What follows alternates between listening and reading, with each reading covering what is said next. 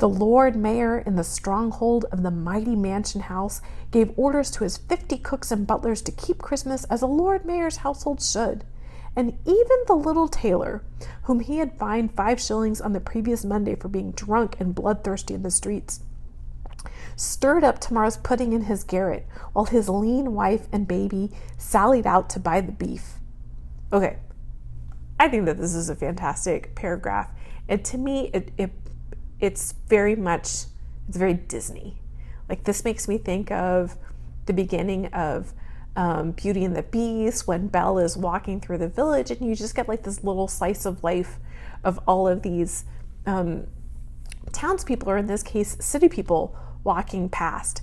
You have, the ragged man on the street. You have the Lord Mayor. Not only do you have the drunken tailor, but you also have his poor wife and kids. But my favorite part about this paragraph is the anthropomorphized bell. So you have a bell in a church tower that's peeping slyly. And its teeth are chattering in its frozen head. And of course, when I was talking about the teeth chattering, the bell has to have, God, I don't know what those are called. The clapper inside the bell. So this is great. Dickens gives us this great slice of life, but he also gives like personality to things like bells and church towers. Okay, let's return. Foggier yet and colder, piercing, searching, biting cold. If the good St. Dunstan had but nipped the evil spirit's nose with a touch of such weather as that, instead of using his familiar weapons, then indeed he would have roared to lusty purpose. The owner of one scant young nose gnawed and mumbled by the hungry cold as bones are gnawed by dogs, stooped down at Scrooge's keyhole to regale him with the Christmas carol.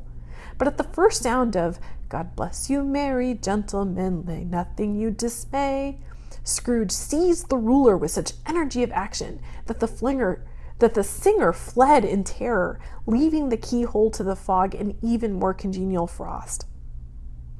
Okay, and I just want to point out that even though it says that the owner of the scant young nose has to lean down, the fact is that it's a kid. And the way that we know that it's a kid is you have to be pretty short for your nose to be at the right level to stick it into a keyhole to sing. And of course, like, this poor kid, his nose almost gets whacked by a ruler because that's Scrooge's response to it. Okay, at length the hour of shutting up the counting house arrived. With an ill will, Scrooge dismounted from his stool and tacitly admitted the fact to the expectant clerk in the tank, who instantly snuffed his candle out and put on his hat. "You'll want all day tomorrow, I suppose," said Scrooge. "If quite convenient, sir." "Well, it's not convenient," said Scrooge, "and it's not fair. If I was to stop half a crown for it, you'd think yourself ill-used, I'll be bound." The clerk smiled faintly. "And yet," said Scrooge, "you don't think me ill-used when I pay a day's wages for no work." The clerk observed, "It was only once a year." "Poor excuse for picking a man's pocket every 25th of December," said Scrooge, buttoning his greatcoat to his chin. "But I suppose you must have the whole day. Be here all the earlier next morning." The clerk promised that he would, and Scrooge walked out with a growl. The office was closed in a twinkling, and the clerk, with the long ends of his white comforter dangling below his waist, for he boasted no greatcoat, went down a slide on Cornhill at the end of a lane of boys 20 times in honor of its being Christmas Eve, and then ran home to Camden Town as fast as he could pelt to play at blind man's bluff. And here the narrator is giving us this wonderful contrast between Scrooge and Bob Cratchit, who is his clerk. First of all, notice that when Scrooge says it's time to close down, he doesn't say it out loud. He says it tacitly, and tacit means silent. So he must have had something in his facial expression, but like it's clearly like it pains him to say, "All right, now we stop working." And then the other contrast is that as they're having this conversation, they're putting on their winter stuff to go out, but Scrooge is buttoning up his great big warm woolen coat, and Bob Cratchit doesn't have one. What he has is, once again, the comforter or the long white scarf. Or, I guess it doesn't say the comforter, the color, but his long scarf. Scrooge took his melancholy dinner in his usual melancholy tavern, and having read all the newspapers and beguiled the rest of the evening with his banker's book, went home to bed. He lived in chambers which had once belonged to his deceased partner. They were a gloomy suite of rooms, and a lowering pile of building up a yard where it had so little business to be that one could scarcely help fancying it must have run there when it was a young house, playing at hide-and-seek with the other houses, and forgotten the way out again. It was old enough now, and dreary enough, for nobody lived in it but Scrooge, the other rooms being all let out as offices. The yard was so dark that even Scrooge, who knew its every stone, was fain to grope with his hands. The fog and frost so hung about the black old gateway of the house that it seemed as if the genius of the weather sat in mournful meditation on the threshold. Okay, so first of all, it's funny that he has, and what we hear this word melancholy, he has a sad little dinner in his sad little tavern. But also, the narrator setting the scene, he's all alone there because this house is not in a residential area. It's surrounded by office buildings. And also, he is the only person who lives in it. Everybody else who occupies the building during the day, they're office people, they're business people. So they've gone home for the day. And it's also incredibly, incredibly dark. So we can picture, Scrooge after his sad dinner at the sad tavern. It's very dark as he's going home. Okay. Now, it is a fact that there was nothing at all particular about the knocker on the door, except it was very large. It is also a fact that Scrooge had seen it night and morning during his whole residence in that place. Also that Scrooge had as little of what is called fancy about him as any man in the city of London, even including, which is a bold word, the corporation alderman in livery. Let it also be borne in mind that Scrooge had not bestowed one thought on Marley since his last mention of his 7 years dead partner that afternoon. And then, let any man explain to me, if he can, how it happened that Scrooge, having his key in the lock of the door, saw in the knocker, without its undergoing any intermediate process of change, not a knocker, but Marley's face. Marley's face. It was not an impenetrable shadow as the other objects in the yard were, but had a dismal light about it, like a bad lobster in a dark cellar. It was not angry or ferocious, but looked at Scrooge as Marley used to look, with ghostly spectacles turned up on its ghostly forehead. The hair was curiously stirred, as if by breath or hot air. And though the eyes were wide open, they were perfectly motionless.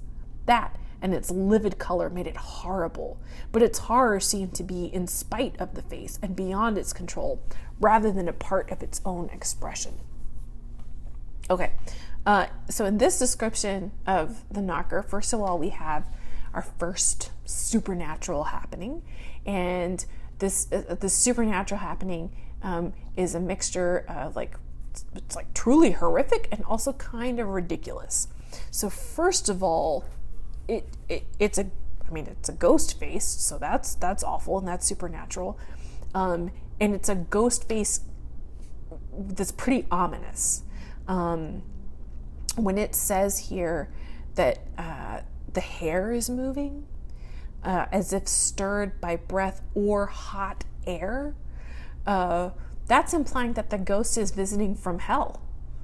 It's not coming from a region with harps and angels. It's coming from a region that has to do with heat and hot air. So that's kind of the horrible aspects of it. The ridiculous aspect is my all-time favorite line, which is that it's glowing. When it says it has a dismal light about it, it's glowing. And what's it glowing like? Like a bad lobster in a dark cellar, which is just, there's nothing that is not funny about it. Why bad lobster? Do bad lobsters glow? Why are they in your cellar? It just begs a lot of questions. Okay, and I should also clarify that when it says fancy, It means imagination, because Dickens loves that word, he uses it all the time. Okay.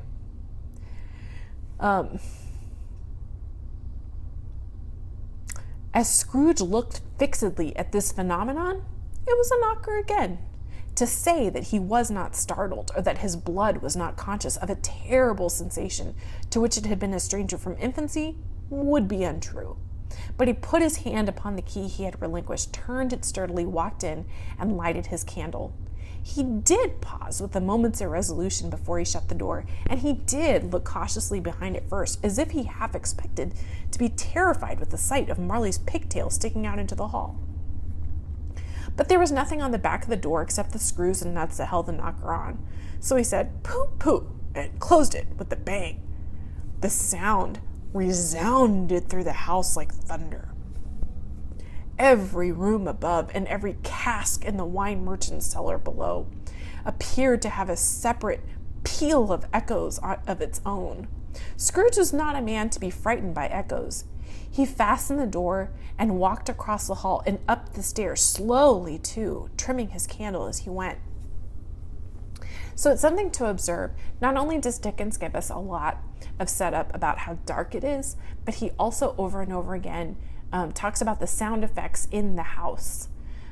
So it has all of these empty rooms, it has all these white spaces, and he emphasizes that the cellar is filled with these wine casks. So every time there is a loud noise, the house is like a sound box. It just, there's lots of reverberations in there. Okay, you may talk vaguely about driving a coach and six up a good old flight of stairs or through a bad young Act of Parliament, but I mean to say, you might have got a hearse up that staircase and taken it broadwise with the splinter bar towards the door and the door towards the balustrades and done it easy. There was plenty of width of that and room to spare, which is perhaps the reason why Scrooge thought he saw a locomotive hearse going on before him in the gloom.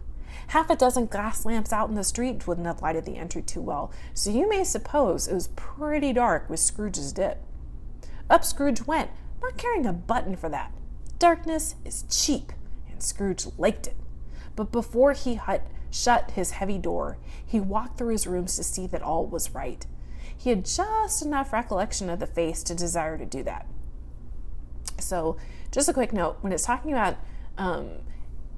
Scrooge's candle and the hearse that he sees, we're meant to picture that the staircase is incredibly wide, but the amount of light that he's getting from his candle is teeny tiny.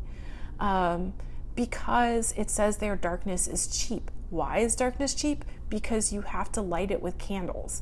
And back in the 19th century, you either have beeswax candles, which are made of beeswax and they smell nice and they're pretty expensive, or you have tallow candles, which are made out of animal fat, and they're cheap and they smell gross.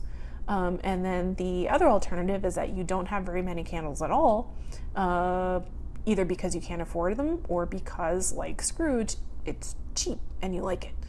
So if you walked into somebody's house and it was really bright at night because they had so many beeswax candles, then you would know, oh, this is a really wealthy person, or like this is a pretty big spender. And it's also told us that this staircase, this is a big, wide staircase, and he's imagining that he sees a hearse, and a hearse, remember, is the vehicle. We still use this word today. This is the vehicle that carries the dead body to be buried, but he's picturing like a train coming up that staircase, which gives us an idea of just how wide it is. So Scrooge, going up the dark staircase, completely freaked out, and he decides that he's going to check everything. Sitting room, bedroom, lumber room, all as it should be. Nobody under the table, nobody under the sofa. A small fire in the grate, spoon and basin ready, and the little saucepan of gruel, Scrooge had a cold in his head, upon the hob. Nobody under the bed, nobody in the closet, nobody in his dressing gown, which was hanging up in a suspicious attitude against the wall. lumber room as usual, old fire guard, old shoes, two fish baskets, washing stand on 3 legs, and a poker. Quite satisfied, he closed his door, locked himself in, double locked himself in, which was not his custom.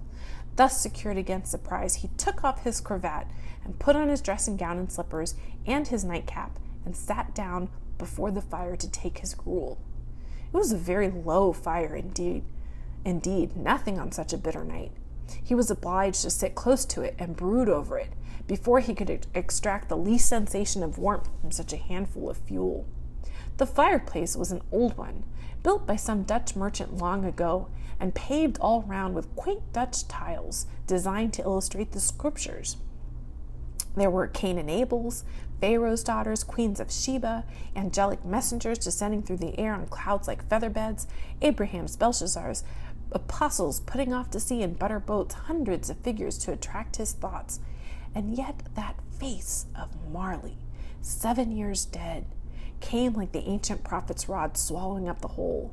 If each smooth tile had been a blanket verse with the power to shape some picture on its surface from the disjointed fragments of his thoughts, there would have been a copy of old Marley's head on every one.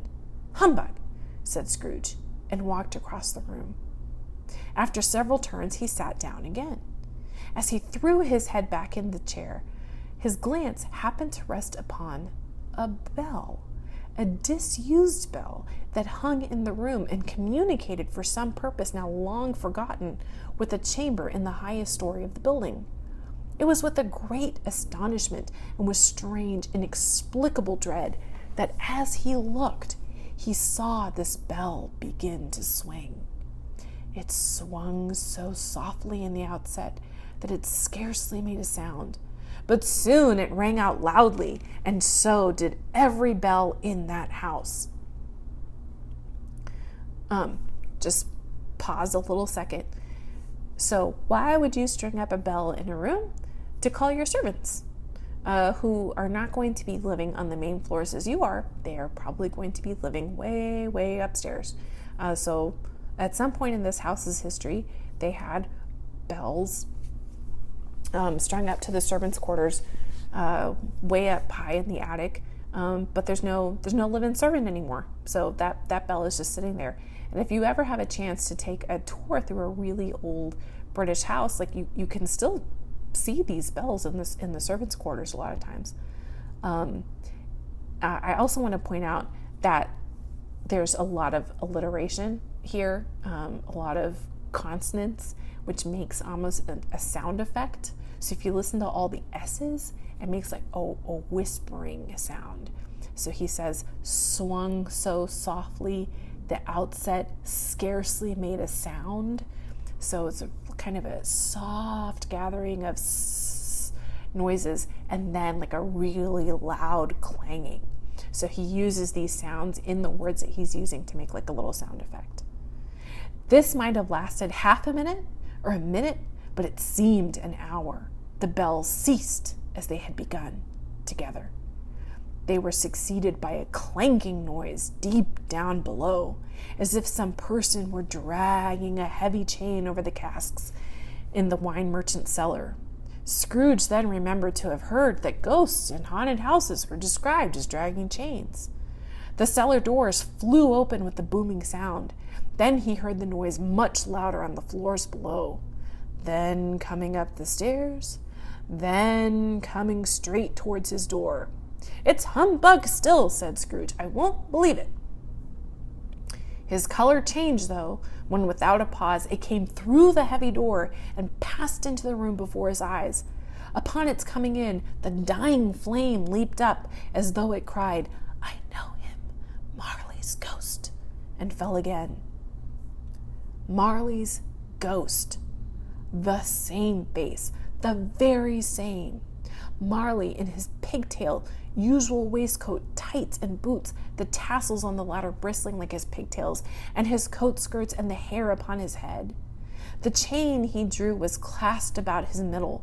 It was long and wound about him like a tail, and it was made, for Scrooge observed it closely, of cash boxes, keys, padlocks, ledgers, deeds, and heavy purses wrought in steel. His body was transparent, so that Scrooge, observing him and looking through his waistcoat, could see the 2 buttons on his coat behind. Scrooge had often heard it said that Marley had no bowels, but he never believed it until now. Nor did he believe it even now. Though he looked the phantom through and through and saw it standing before him, though he felt the chilling influence of its death-cold eyes and marked the very texture of the folded handkerchief bound about its head and chin, which wrapper he'd not observed before, he was still incredulous and fought against his senses. Okay, so there's a couple of great things going on. First of all, this is not subtle. Marley's chain represents his greed. He is literally chained by his greed. And we know that it's his greed because everything that is on that chain has to do with money and making money. Cash boxes, keys, padlocks, ledgers, deeds, these are all money-related things. So that's one thing. The other thing is that Scrooge, for being such a cold guy, is also like slightly goofy. And he just doesn't know how to cope with a supernatural experience. So he keeps making these really, really terrible jokes. And this is the first of them, where he says that, he doesn't have any bowels. Okay. "How now," said Scrooge, caustic and cold as ever. "What do you want with me?" "Much." Marley's voice, no doubt about it. "Who are you?" "Ask me who I was." "Well, who were you then?" said Scrooge, raising his voice. "You're particular, for a shade." He was going to say "to a shade," but substituted this as more appropriate.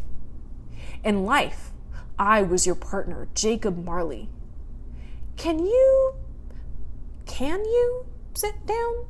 asked Scrooge, looking doubtfully at him. "I can." "Well, do it then."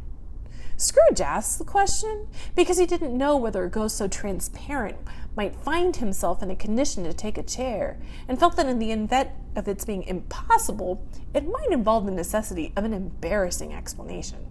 But the ghost sat down on the opposite side of the fireplace, as if he were quite used to it.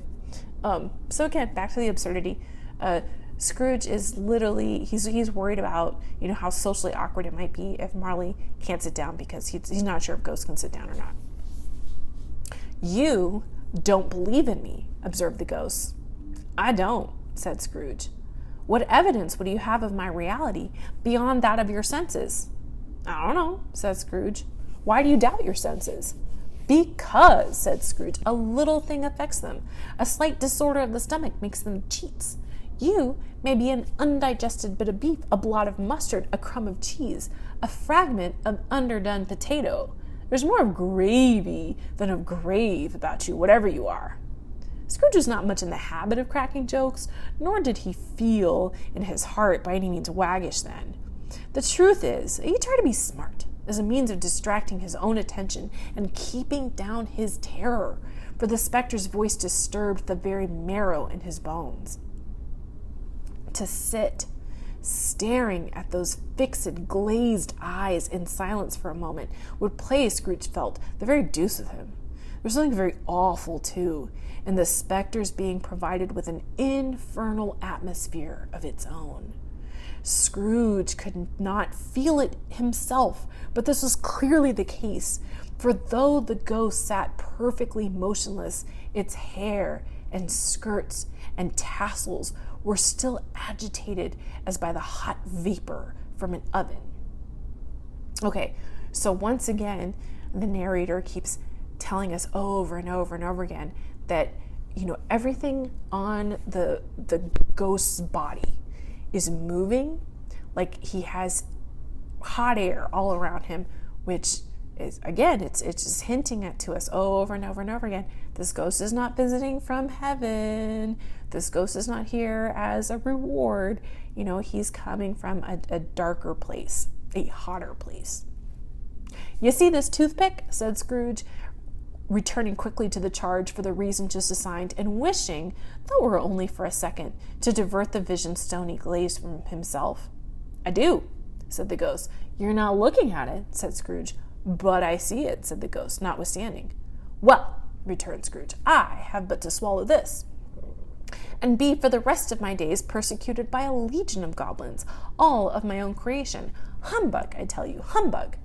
At this, the spirit raised a frightful cry and shook its chain with such a dismal and appalling noise that Scrooge held on tight to his chair to save himself from falling in a swoon.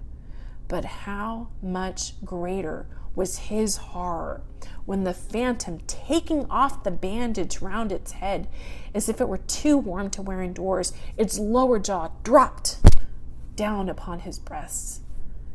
Scrooge fell upon his knees and clasped his hands before his face. "Mercy," he said, "dreadful apparition, why do you trouble me?" "Man of the worldly mind," replied the ghost, "do you believe in me or not?" "I do," said Scrooge. "I must. But why do spirits walk the earth? Why do they come to me?" "It is required of every man," the ghost returned, "that the spirit within him should walk abroad among his fellow men and travel far and wide. And if that spirit goes not forth in life, it is condemned to do so after death. It is doomed to wander the world, oh, woe is me, and witness what it cannot share, but might have shared on earth and turned to happiness." Again the spectre raised a cry and shook its chain and wrung its shadowy hands. "You're fettered," said Scrooge, trembling. "Tell me why." "I wear the chain I forged in life," replied the ghost. "I made it link by link and yard by yard. I girded it on of my own free will, and of my own free will I wore it. Is its pattern strange to you?" Scrooge trembled more and more. "Or would you know," pursued the ghost, "the weight and length of the strong coil you bear yourself? It is full and heavy as long as this. It was full as heavy and as long as this 7 Christmas Eves ago. You have labored on it since. It is a ponderous chain." Scrooge glanced about him on the floor in the expectation of finding himself surrounded by 50 or 60 fathoms of iron cable, but he could see nothing. Okay, so Scrooge and Marley have a communication problem. First of all, they do have a little bit of a back and forth banter, and you can see that they were in fact partners and friends for many years. But Marley has this tendency to talk in kind of very flowery, very literary, very like symbolic ghost speak. And Scrooge is a really literal minded person, and he just flat out like doesn't get what Marley is trying to tell him. So, I mean, he's asking, hey, why are there ghosts? Why? And like, if there are ghosts, why do you have to hang out with me? And Marley is talking from his heart, and he's trying to tell him, and he's trying to warn him. And Scrooge just doesn't get it. And one of the things that Marley is trying to tell him is like, you know, look, here I am. I'm chained by greed. I made this chain. This is my punishment because I was so greedy in my life. You are also greedy, so this should look familiar to you. And also, your chain, your like greed chain would be 7 years longer than mine because you've had 7 more years of greed inside you. And Scrooge has no idea what he's talking about and looks all around the ground, and he's looking for like an actual physical literal chain. Jacob, he said imploringly, old Jacob Marley, tell me more, speak comfort to me, Jacob. I have none to give, the ghost replied. It comes from other regions, Ebenezer Scrooge. It is conveyed by other ministers to other kinds of men. Nor can I tell you what I would. A very little more is all permitted to me. I cannot rest. I cannot stay. I cannot linger anywhere. My spirit never walked beyond our counting house. Mark me, in life, my spirit never roved beyond the narrow limits of our money-changing hole, and weary journeys lie before me. So, again, Charles Dickens, not a subtle writer, has been implying to us over and over and over again that Jacob Marley is coming with this warning from hell. And here, this is probably as close as he comes to just saying flat out, you know, I don't have any comfort to give you because I'm not coming from heaven. I'm not coming from a place of comfort. And furthermore, like, you're not the kind of guy who would be getting like fun visitations from heaven. So that's the conveyed by other ministers to other kinds of men. It was a habit with Scrooge whenever he became thoughtful to put his hands in his breeches pockets. Pondering on what the ghost had said, he did so now, but without lifting up his eyes or getting up off his knees. "You must have been slow about it, Jacob," Scrooge observed in a businesslike manner, though with humility and deference. "Slow?" the ghost repeated. 7 years dead, mused Scrooge, "and traveling all the time?" "The whole time," said the ghost. "No rest, no peace, incessant torture of remorse." "You travel fast?" said Scrooge. "On the wings of the wind," replied the ghost. "You might have got over a great quantity of ground in 7 years," said Scrooge. Okay, so once again, the ghost is like, "I'm coming to you from like the afterlife. Here is this existential outpouring of, my life's miserable failings, etc., etc." And Scrooge, very little-minded, is like, "Oh, okay. But have you traveled? Have you traveled real fast?" The ghost, on hearing this, set up another cry and clanked its chain so hideously in the dead silence of the night that the ward would have been justified in indicting it for a nuisance. "Oh, captive, bound and double-ironed," cried the phantom, "not to know that ages of incessant labor by immortal creatures, for this earth must pass into eternity before the good of which it is susceptible is all developed. Not to know that any Christian spirit working kindly in its little sphere, whatever it may be, will find its mortal life too short for its vast means of usefulness. Not to know that no space of regret can make amends for one's life's opportunity misused. Yet such was I. Oh, such was I."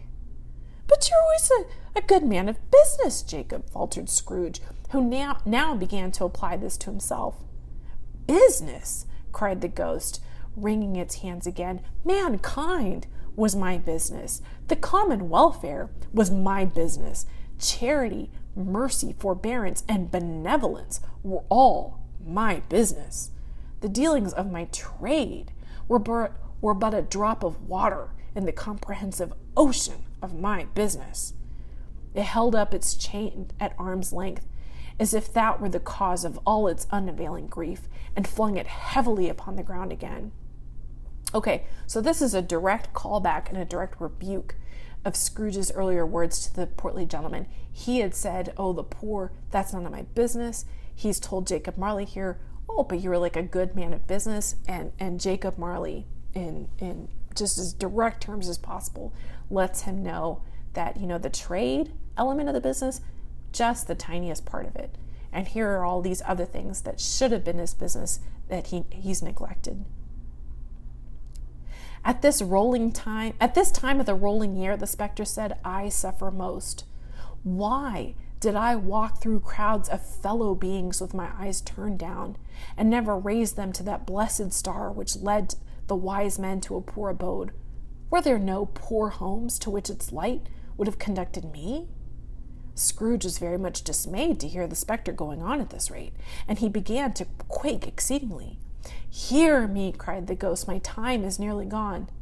"I will," said Scrooge, "but don't be too hard on me. Don't be flowery, Jacob, pray. How it is that I appear before you in a shape that you can see, I may not tell. I have sat invisible beside you many and many a day." It was not a disagreeable idea. Scrooge shivered and wiped the perspiration from his brow. "That is no light part of my penance," pursued the ghost. "I'm here tonight to warn you that you have yet a chance and hope of escaping my fate, a chance and hope of my procuring Ebenezer." "You're always a good friend to me," said Scrooge. "Thank ye." "You will be haunted," resumed the ghost, "by 3 spirits. Scrooge's countenance fell almost as low as the ghost had done. "Is that the hope and chance you mentioned, Jacob?" he demanded in a faltering voice. "It is." I think I'd rather not," said Scrooge. Which, again, here's Jacob Marley. He's like, "I don't know how I'm even allowed to do this, but I've come from the afterlife. I've come from the underworld to, give you this one chance of escape." And Scrooge's response is like, how about now? How about not? "Without their visit," said the ghost, "you cannot hope to shun the path I tread. Expect the first tomorrow when the bell tolls 1.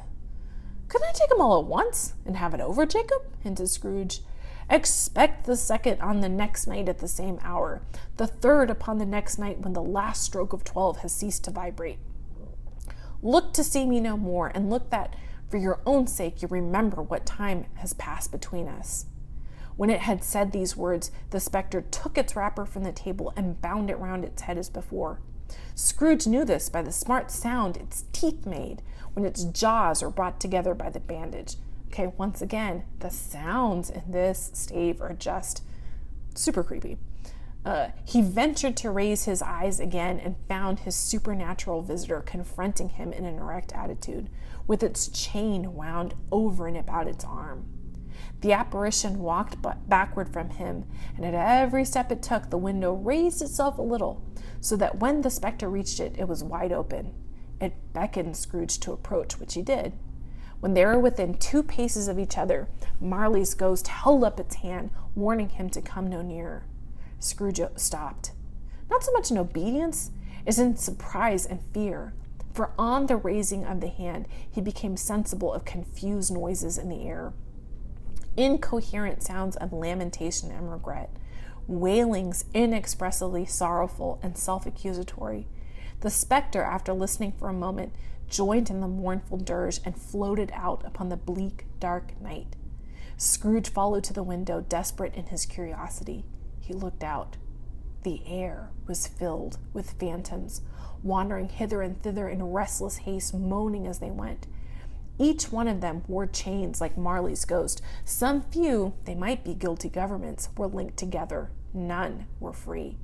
Many had been personally known to Scrooge in their lives. He had been quite familiar with one old ghost in a white waistcoat, with a monstrous iron safe attached to his ankle, who cried piteously at being unable to assist a wretched woman with an infant whom it saw below upon a doorstep. The misery with them all was clearly that they sought to interfere for good in human matters and had lost the power forever. Whether these creatures faded into mist or mist enshrouded them, he could not tell, but they and their spirit voices faded together, and the night became as it had been when he walked home.